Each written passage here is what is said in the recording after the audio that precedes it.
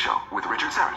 Welcome back, Eric Dubay joining us live from Thailand via Skype talking about the flat earth. I was on, my lovely bride, the mighty Aphrodite, is in Greece at the moment, and we were on FaceTime at about 5 o'clock this afternoon, and she was getting ready for bed. It was midnight in Greece.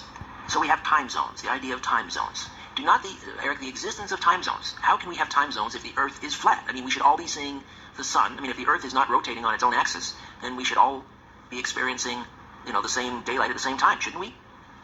The sun is not 93 million miles away, as we're told, nor is the Earth a ball spinning around it. In fact, the Earth is a flat plane, and the sun is a disk that spins over and around the Earth in circles every day. Same with the moon.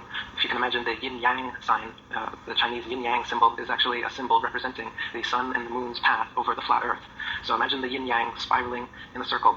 The sun, you can't see the sun all over the Earth from every point at all times, and time zones are caused by its motion over the flat Earth, over and around it. So every 15-degree demarcation point around the circle is 1 hour. And it will do this 24 times a day. So time zones are caused by the sun moving over and around the Earth, not by the Earth spinning around the Earth spinning, as they say. All right. Gravity. We have to talk about gravity. And if the Earth is a sphere, then, no matter where you're standing on a sphere, because it's a consistent shape, you have exactly the same amount of sphere under you. So the center of gravity doesn't change wherever you are on the sphere. But if you're on a plane, a flat plane, think about, spinning a dish around or something like that, a dinner plate. The center of mass is, in a flat plane, is more or less in the center. Are we in agreement so far? No. The center of mass? The center of mass of a flat plane is in its center, more or less. But it's not spinning, though, right? It's stationary. And the mass is distributed all over the Earth. And I don't know how much more mass there would be at the very center than in Antarctica or in the continents. So I wouldn't quite say that, no. That's true. If it's not spinning, then the center of gravity would be consistent. Okay. Right. The gravity doesn't exist. Gravity is just their catch-all term for what they can't explain. So they say that the reason that the oceans, buildings, and people don't fall off the underside of the ball Earth is because of gravity. It holds us on. They say the reason that you don't feel the 1,000-mile-per-hour spinning atmosphere going eastward all the time is because gravity pulls the atmosphere along with the spinning ball Earth just so perfectly so you don't feel it.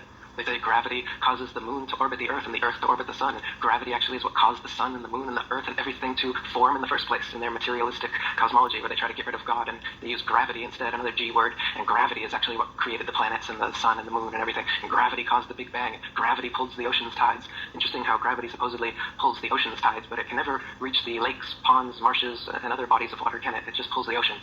Nice. Gravity, that's gravity for you. But in reality, everything that nowadays is explained through gravity was already explained adequately through the laws of density and buoyancy.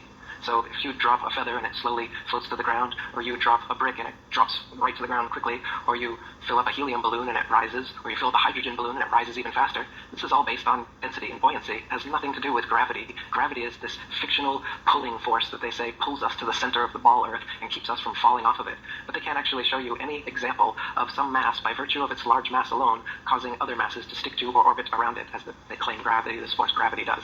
So gravity was given to us by a knighted Freemason, Sir Isaac Newton, who just took the pre-existing laws of density and buoyancy and applied it to the budding heliocentric spinning ball model, and that's what we're taught in schools nowadays.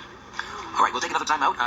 I've been on a plane. I've, fairly long trips on a plane, and it seems planes can travel in a relatively straight line for a very long time and not fall off any edges.